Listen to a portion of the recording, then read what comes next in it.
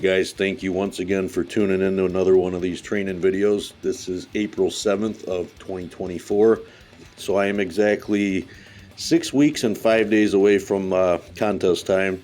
So this is arm workout I'm taking you through, the clips that I was able to get. I was able to get most of the workout. So yeah, I'll just kind of run it by you guys. So I've been going non-stop for probably a month and a half, where I just kind of been just trying to overreach and basically make up some what I felt like lost ground. I have like a certain vision with conditioning, because conditioning is what really gets you the nod. That's what really wins everybody over on show day. So really pushing to be, my sharpest ever. So yeah, I found myself on a lot of days that I was kind of slow with work, this and that, just doing extra cardio sessions, 20 minutes here, 25 there. And it kind of escalated to a point to where I kind of reached like a burnout period. So on this workout, I'm pretty much just, I don't want to say going through the motions, but I did lighten up quite a bit.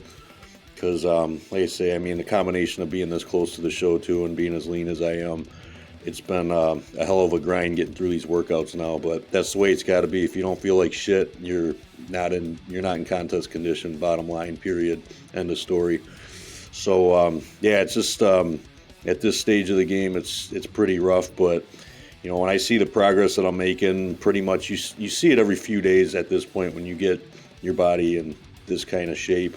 So that's what's keeping me on track, keeping me motivated when I get up each and every day and I see the little subtle changes, because that's painting the whole big picture. Come show day, it's going to be just kick ass. This is going to be very exciting for me. I just cannot wait to put my best look on stage, especially this year, because it's been a lot of hard work, but it's always worth it. When you want it bad enough, you'll do pretty much anything to just put all that hard work and effort in there and show everybody what's up. So yeah, so on this part of the workout, just doing some dumbbell curls. I did those 50s, felt kind of on the lighter side. It's like once I started, once that pre-workout kind of kicked in, started feeling a little bit stronger, got a little bit more focused.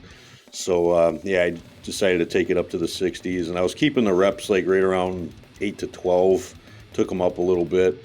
And then on some of my exercises, my other exercises that I was doing, just slower, more controlled. Just, yeah, at this point, it's like, don't get injured. That's pretty much one of the things. But at the same time, that's not going to stop me from trying to continue to lift heavy when I can, because that's what got you the muscle in the first place. So I never break that kind of character when I don't have to. I know, obviously, from time to time, you'll just feel wiped out and you got to back off a little bit. So that was my, these past few days have been, my body's been kind of speaking to me, telling me just to back off a little bit, just chill out, just kind of scale the workouts back, scale some of the cardio down, let my body recover, and then I can just really step on the gas these last 6.5 weeks leading up to show day. So here I'm doing just some basic push downs with the rope, just one arm at a time at this point. And I always I like to alternate back and forth on an arm day. So if I'm doing biceps, triceps, I'll obviously start with my pushing movements. So it'll be some kind of for a while there I was starting with one of my staples, which is the wide reverse grip decline bench. But I've had to take some of the bigger compound movements out of my workouts, just because the way my hand's been feeling.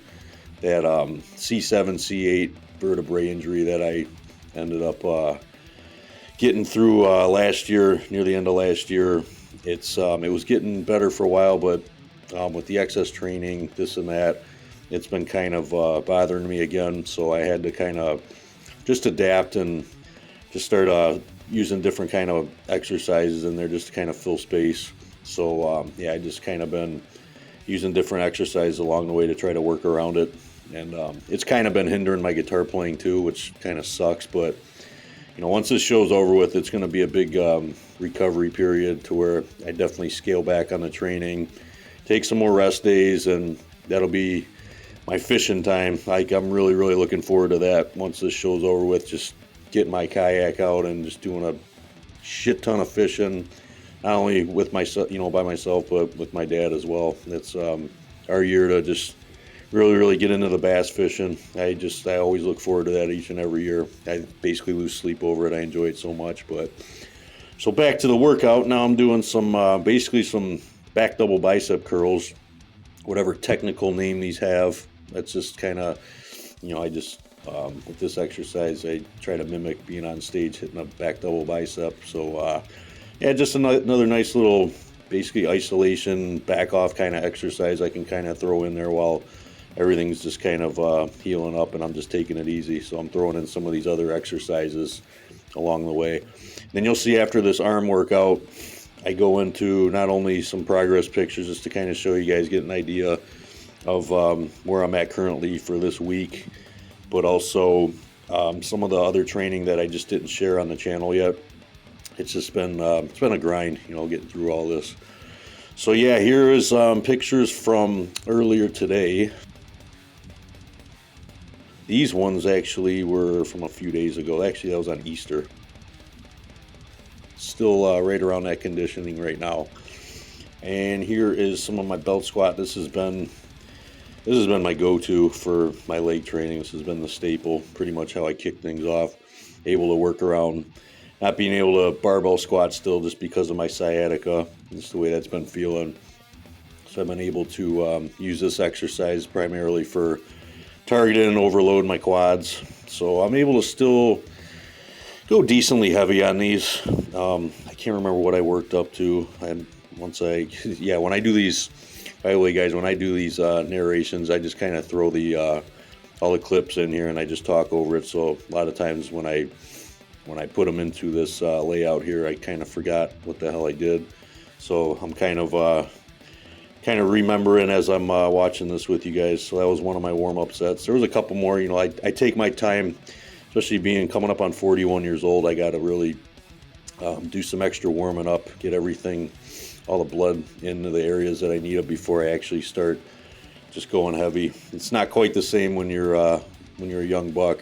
You can pretty much get away with a lot more. So yeah, these days you just kind of gotta take it easy. Not to mention you do get quite a bit stronger when you get older if you keep at it.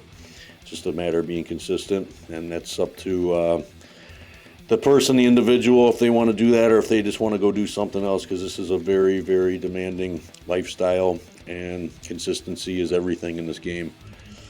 So on this one here, looks like I got 5 wheels on there, 5 plates on it. So that was one of my working sets. I think I was trying to keep it around 8 reps, something like that. And just, nice and slow and controlled. And then once all the blood got into the right areas in my knees and everything like that, and then through all my ligaments and connective tissues, I was starting to feel really good. And I decided, yep, the knee wraps are on now. So this one was 5 1/4 per side. And yeah, obviously with the knee wraps, those that's a one thing that's going on with having less body fat on me now is less cushion for the pushing around the joints. And I definitely started noticing that maybe 5 weeks ago around my knees. It started to get more tender, more painful. So yeah, anytime I'm doing like a bigger, heavier set to keep overloading and pushing on my muscle groups, I'll go ahead and wrap my knees on these exercises. So yeah, I think I got around 8 on that one too. And then the granddaddy finale right here went up to 6 plates. Yeah, just wanted to see. Last week, the week prior to this this one right here, I got 7 reps. That's what's nice about having everything in a logbook again and tracking everything, so I can go back and look and see what I got to do. Is yeah, it just keeps me consistent. Having a logbook is definitely a big game changer. It's just yeah, it gives you something to strive for. And obviously, even during a contest prep, you continue to just try to push yourself and, obviously try. That's the main thing. So I ended up getting 8 reps with this. So I ended up beating my logbook by 1 rep, which was really, really cool. And I didn't really put a whole lot of pressure on myself when I did this set. So as long as I was going to fall in the 6 to 8 rep range, I was good. And I felt confident enough that I was going to be able to achieve that after, especially after the set prior to this. Once I threw those knee wraps on, I felt pretty good. So always got to try, like I mentioned, always got to push yourself no matter what. And then after this, let's see, what are we going to next? Yep. So this was, so I started with lying leg curls. I did not get that on video, but yeah, right here, I like this standing leg curl that we have at the gym I go to currently. I like to obviously go heavy. Like I said, guys, anytime that I can go heavy, I just try to overload and push myself on each and every exercise. That high rep stuff, just once I learned how my body works, especially those years of max OT training back in the day when I first discovered that, really was an eye-opener, was a total game changer for me. That's like, yep, I do have a lot of fast twitch muscle fibers. I respond to the lower rep range, super heavy weight and lower volume.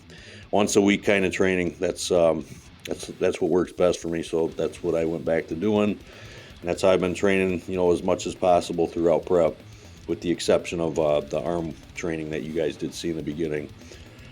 So this was a very, very good chest day for me. This was actually a new PR for me. So 4 1/4 on that. I think that's kind of has a decline angle to it, which is nice. So it doesn't completely just tax your front delts, which I like about this hammer strength machine. So yeah, that was one of my more powerful sets right there. And then biceps afterwards. Yeah, this was like right before I changed my workout split a little bit. I did kind of alter it just slightly. So yeah, I was curling the 70s. I was feeling pretty good. I mean, I was tired. I was very, very tired, don't get me wrong, but sometimes, a lot of times the switch just kind of goes off when I'm at the gym.